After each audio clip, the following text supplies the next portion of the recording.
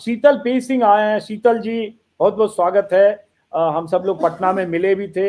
हम लोगों की जितनी बार, ये जरा ब्लर हो रहा है, जरा स्क्रीन देखो, हम लोगों की जितनी बार बात हुई, एक दोनों तरफ से हमारी आपकी सहमति थी कि एनडीए को क्लियर कट एज है। इधर हाल में हम लोगों ने बात नहीं की, लेकिन हाल में 10-15 दिन से जब आखिरी में घूमने लगा था पहले दूसरे दौर में, तो ये लगने लगा था कि एनडीए 130, 35, 40 पार करके कहीं जा सकता है। बट यहां जा सकता है, ये तो अमित शाह ने भी नहीं सोचा था। अमित शाह भी 160 पार का नारा देते थे।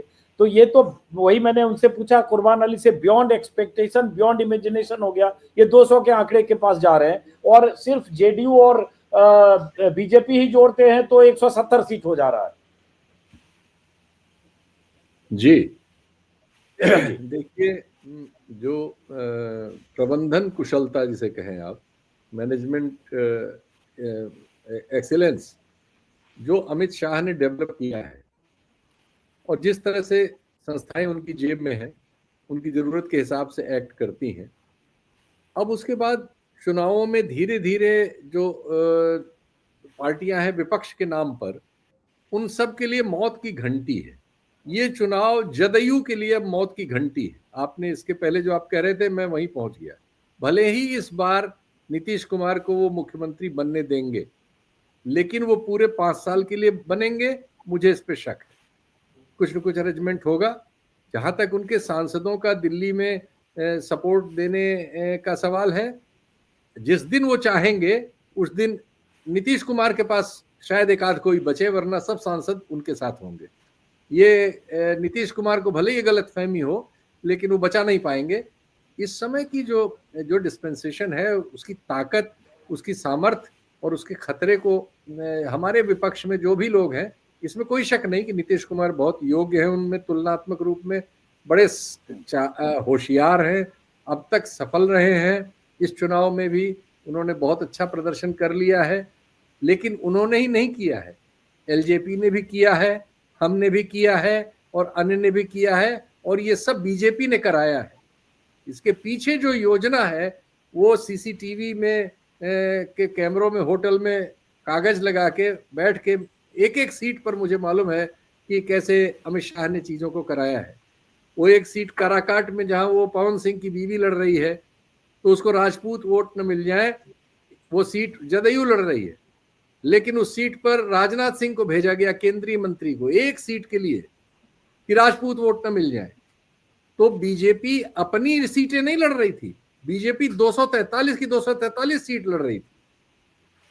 और ये जो सफलता हम हमारे बहुत सारे मित्र इनको नीतीश कुमार जी को दे रहे हैं। एक सेकंड, आप ही की बात को थोड़ा आगे बढ़ा दूं, क्योंकि आपने कहा 243 लड़ रही थी। एक एग्जांपल छोटा सा ऐड करता हूं ताकि उसी टॉकिंग पॉइंट में, मैं आखिरी वक्त में जब सासाराम में था, तो रोहतास जिले की 7 में से एक सीट पर भी बीजेपी नहीं लड़ रही है। ऐसा पहली बार हो रहा है। जेडीयू, एलजेपी और आरएलएम लड़ रही है, लेकिन अमित शाह की सभा वहां हुई सासाराम में, उन लोगों के लिए हुई जो उनके घटक हैं। तो सही आप करें, अब उसी को आगे बढ़ाएं। एक उम्मीदवार के यहाँ क्या जरूरत है। चलिए, आपने भी रेफरेंस दे दिया, मैंने भी रेफरेंस, बस रेफरेंस के लिए दिया। हम दोनों के रेफरेंस जो है फैक्चुअल है। ये बताता है ये पूरा चुनाव वो अपने लिए लड़ रहे हैं। उनको बंगाल जीतना है, बिहार उनके लिए पड़ाव था। एसआईआर का उन्होंने प्रयोग किया। उन्होंने इस चुनाव आयोग की उन सामर्थ्य का उपयोग किया जिसमें विपक्ष चिल्लाता रहे हमें सुनना ही नहीं है, हमें जो करना है हम बुलडोज करके करेंगे, हम 20-30 लाख वोट दूसरे के काट देंगे विपक्ष के, और 20-30 लाख अपने जोड़ लेंगे, आखिरी रात तक जोड़ते रहेंगे। हम ट्रेन से भर के लाएंगे, प्लेन से भर के लाएंगे, बस से भर के लाएंगे, 3-3 इपिक काट देंगे, 2-2 देंगे, आप चिल्लाते रहिए। ये जिस दिन 23 में कानून बना के अमित शाह ने चुनाव आयुक्तों की नियुक्ति का हथियार अपने हाथ में लिया था, वो दिन था इस देश में लोकतंत्र बचाने के लिए सड़क पर उतरने का। विपक्ष ने वो बोगी खो दी है। अब सबकी हत्या होनी है। कौन 6 महीने में मारा जाएगा, कौन 2 साल में मारा जाएगा, कौन 5 साल में मारा जाएगा, अपनी अपनी सब तख्तियां लटका लें और अपनी सुरक्षा की कोशिश करें। ये सब अब रास्ते में है और ये सब कुचल के इनको बढ़ जाएगा हाथी। बहुत बड़ा हाथी जनरेट हो चुका है। उन्होंने वोट काटने के लिए AIM का वो इस्तेमाल कर लेते हैं, BSP का इस्तेमाल कर लेते हैं, चंद्रशेखर का इस्तेमाल कर लेते हैं, जिसका चाहते हैं। एक्चुअली जिसका भी उनको जहां जहां खतरे का निशान लगता है कि ये हिस्सा जा सकता है, उन सब हिस्सों में वो काम, भले ही वो पूरी तरह सफल ना हो, लेकिन एक और वोट काटने का काम, डिवीजन करने का काम, आपस में झगड़े कराने का काम, लीडर खरीदने का काम, वोट बढ़ाने वोट घटाने का काम, और ऐसा चुनाव आयोग बना देना जिसके सामने आपके कहे सुने पिटीशन का कोई मतलब नहीं है। कानून में यह भी कर लिया गया है कि अब उनके खिलाफ आप कहीं व्यक्तिगत किसी मामले में तो मुकदमा भी नहीं कर सकते, उनके चुनाव आयोग से हटने के बाद भी नहीं कर सकते, उनके जीवन काल में नहीं कर सकते। मैं आपसे असहमति दर्ज कराते हुए मैं अपना पॉइंट ऑफ व्यू आपके काउंटर में बोलता हूँ। ये सब जब आप तर्क दे रहे हैं शीतल जी, बड़े हैं आप, सीनियर हैं, ये सारी कॉन्स्पिरेसी थ्योरी है।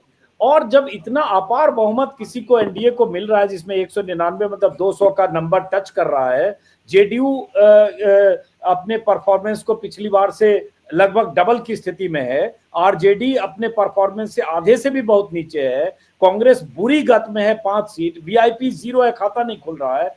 इन सबको इतनी आसानी से खाली ये कह दे सारी कॉन्स्पिरेसी थ्योरी की प्लेन से भर कर ला रहे हैं, ट्रेन से भर कर ला रहे हैं, ऐसे कर रहे हैं वैसे कर रहे हैं, ये मेरे ख्याल से जन भावना को न समझना या उसकी कद्र न करना भी होगा।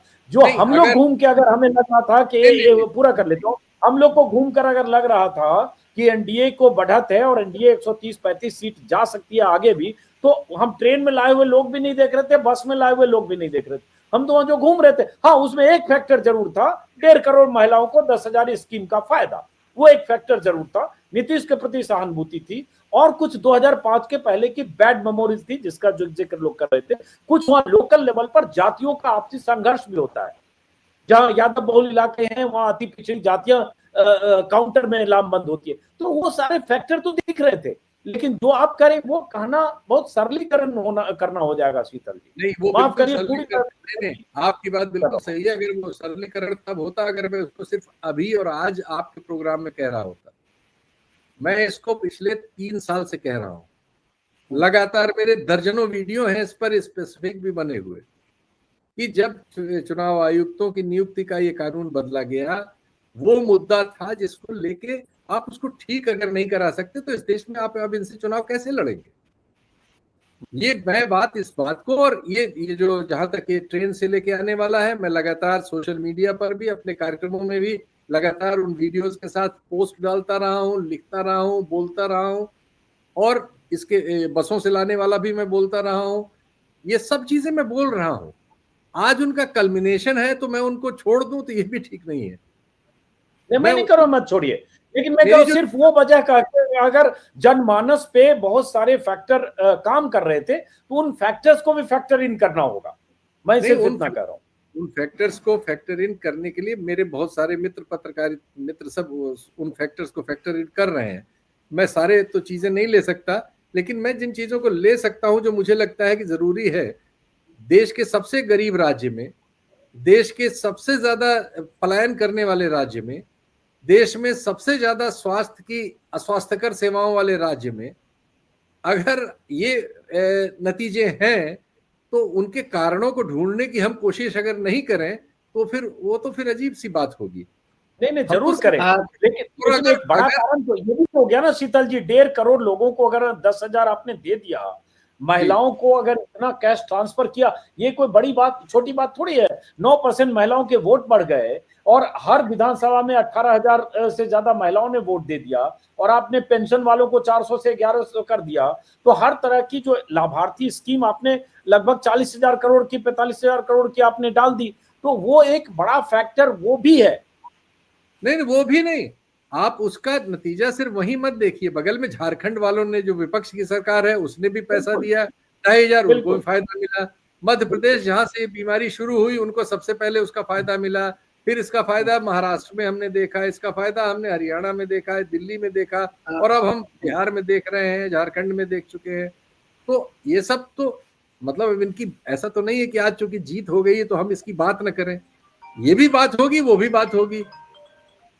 शीतल जी, आप जो कह रहे हैं मैं आपकी उन बातों से सहमत हूं, मगर सवाल ये है कि जो महागठबंधन था जो कि सरकार बनाने के लिए अपने आप को पोज कर रहा था, क्या उसकी परफॉर्मेंस या उसकी हेलो हाँ, कुर्बान जी फ्रीज हुए, देखो जल्दी। हाँ, कुर्बान जी की आवाज, हाँ फिर कुर्बान जी से रिपीट कीजिए, कुर्बान जी रिपीट कीजिए, फ्रीज हुआ था, रिपीट कीजिए। नहीं, मैं आपकी सारी बातों से सहमत हूँ शीतल जी, जो आप कह रहे थे बहुत वाजिब बातें हैं, और ये सही है कि आज से नहीं कई साल से चल रही है। लेकिन जो अपोजिशन था, जो कि सरकार बनाने का दावा कर रहा था, क्या उसने अपने आप को एक यूनाइटेड हाउस के तौर पर पेश किया? क्या उनके अंदर जो इनर कंट्राडिक्शंस थे वो सही थे? क्या 11 सीटों पर फ्रेंडली फाइट होना, उसका कोई जस्टिफिकेशन? और आखिर में राहुल गांधी की जो भी कारकर्दगी पिछले 1.5 महीने में रही है, उसे किसी तरह से जस्टिफाई किया जा सकता है आपकी नजर में? बिल्कुल नहीं, बिल्कुल नहीं, बिल्कुल नहीं। जो आप कह रहे हैं इससे बहुत ज्यादा आगे की चीजें हैं, यानी गलतफहमियों की इंतहा है।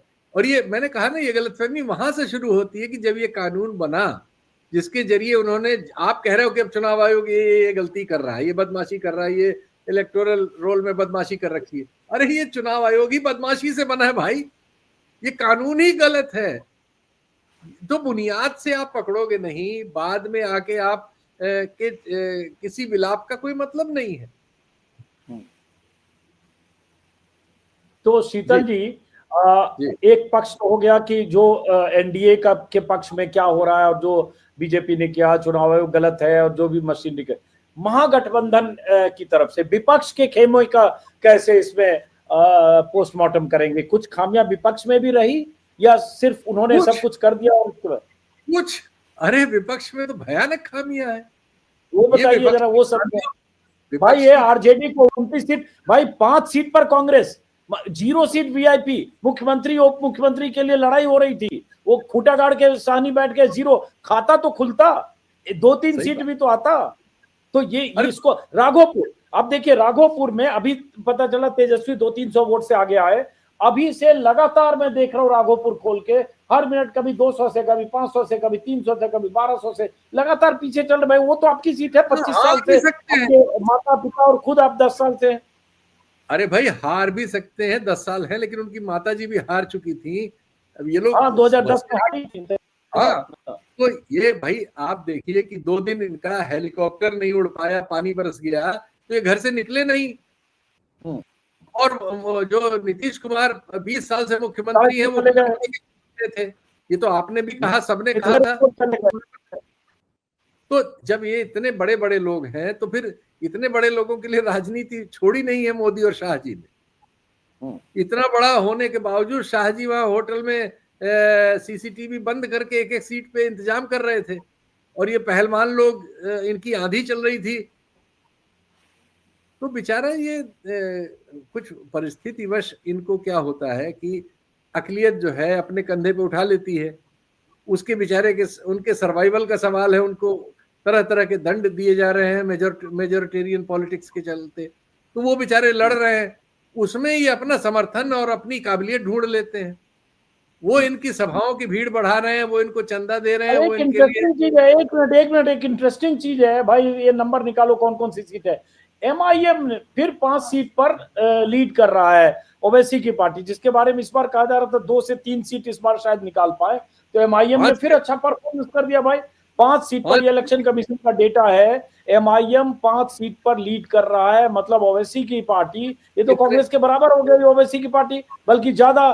कांग्रेस 4 सीट पर लीडिंग है, एमआईएम 5 सीट पर लीडिंग है। जरा सोचिए, 1885 की पार्टी कांग्रेस इतना फौज फाटा के साथ वोटर अधिकार यात्रा निकाला, राहुल गांधी पूरी मशीनरी, कई राज्यों के पूर्व मुख्यमंत्री भूपेश बघेल से लेकर अशोक गहलोत मुझे खुद मिले, पार्क करके बैठे रहे, हेलीकॉप्टर इतना उड़ा, और उसके बाद 4 पर कांग्रेस, 5 पर एमआईएम की 5 सीटें निकाले। वो कौन कौन 5 सीट है? तो ये एक और बड़ी बात है कि भाई इसका मतलब मुस्लिम जहां आबादी ठीक ठाक थी, निर्णायक, वहां भी मुस्लिम ने पिछली बार जैसे 5 सीटें एमआईएम को दी थी, इस बार फिर 5 सीटें। तो अब ओवैसी कहेंगे कि आपके जो इतने बड़े घटक दल थे वीआईपी, जिनके 3% अपने समाज का वोट है, 2.5% टोटल निषाद में, वो 9-10% बोलते हैं, लेकिन डिप्टी सीएम घोषित हो गए और उनको खाता नहीं खुला, और एमआईएम को 5 सीटें। शीतल जी। नहीं तो देखिए, हमारे यहाँ समस्या तो ये है ही है, इसमें कोई शक नहीं। एमआईएम क्या है या जो बीजेपी है क्या है? देखिए, अगर आप एक और धर्म के आधार पर ध्रुवीकृत एक राजनीति सफल होते देखेंगे, तो दूसरे धर्म में उसके लिए आकर्षण नहीं होगा, ऐसा तो संभव ही नहीं है। उनमें तो पहले से ये सब प्रॉब्लम रही है, तो उसमें उनकी स्वीकृति न होने की कोई वजह नहीं है। क्रिश्चियंस में भी होगी, सिखों में है, सब में होता है। तो ऐसा तो हो नहीं सकता। आपको तो इसका जवाब, जब अगर आप विपक्ष की राजनीति कर रहे हैं तो आपको वो करना। आपने मल्लाह पार्टी को उप मुख्यमंत्री दिया तो आपने तर्क दिया माइनॉरिटी को कि उनका तो आप कुछ बोलते ही नहीं है, सिर्फ वोट लेना चाहते हैं। उस तर्क में कितना दम, क्या दम नहीं है? इसका क्या उत्तर है?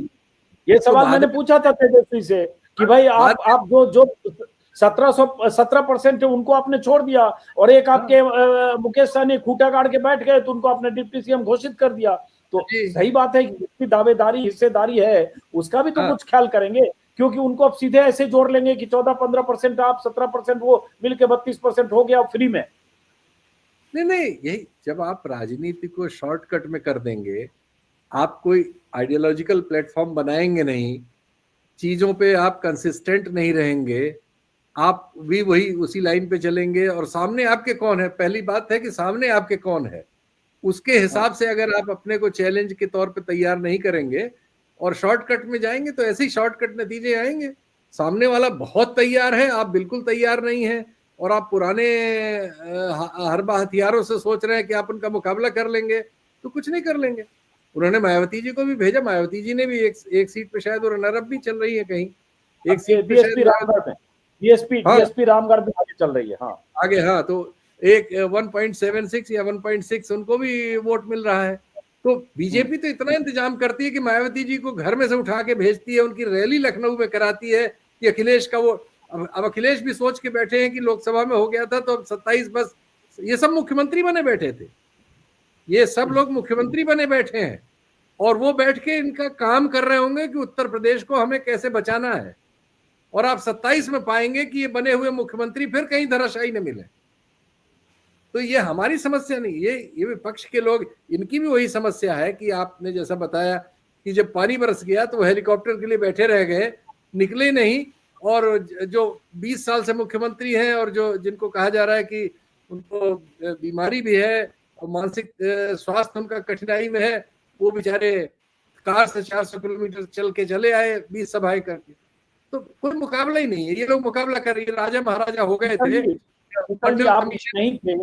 आप नहीं थे तो एक एग्जाम्पल दिया मैंने, बताया कि दर्शकों को भी पता चलना चाहिए कि कैसे चुनाव लड़ती है।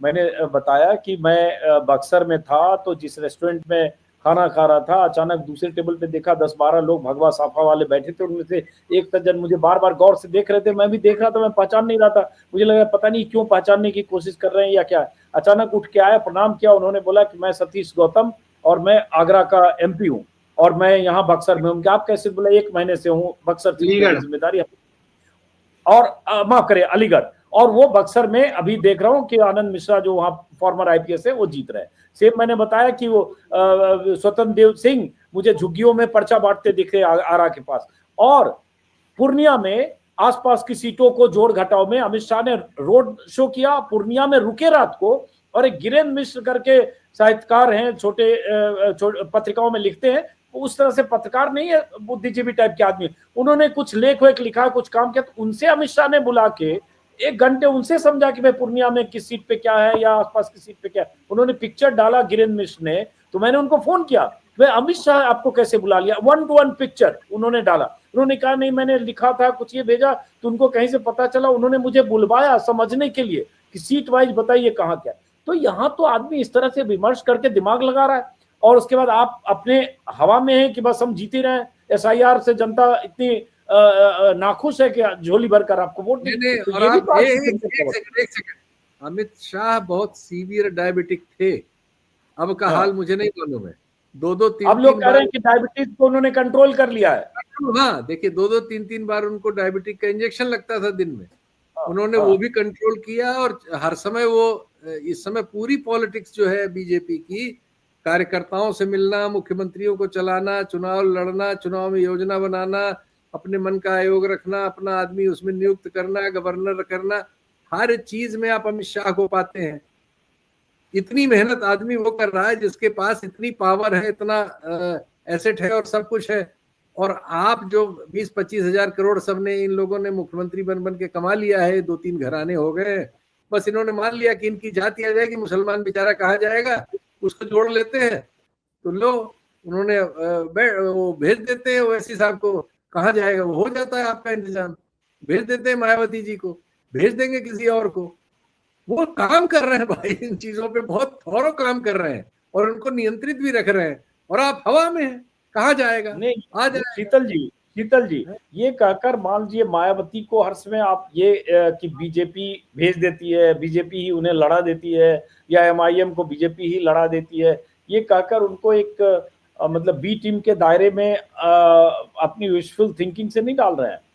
भाई उनकी पार्टी है, वो अपना लड़ना चाहते हैं। बीएसपी की पिछली बार भी एक सीट थी, बीएसपी अलग अलग राज्यों में लड़ती है, किसी समय राजस्थान में भी 6 सीटें हुआ करती थी, एमपी में भी उसकी जड़ें थी। लड़ती तो है, लेकिन बीच चुनाव में अगर 3 जगह वो मुसलमान उम्मीदवार उतार देती, जहां सपा का मुसलमान उम्मीदवार होता है, तो फिर शक होता है। हम शक कर रहे हैं, हो सकता है हमारी बात गलत हो, साबित कर दें हमें, खत्म बात, हम अपने को विड्रा कर लेंगे, अपने को सुधार लेंगे। लेकिन अभी तक जो उनका आचरण है, उससे इसके अलावा कोई दूसरा निष्कर्ष नहीं निकाला जा सकता।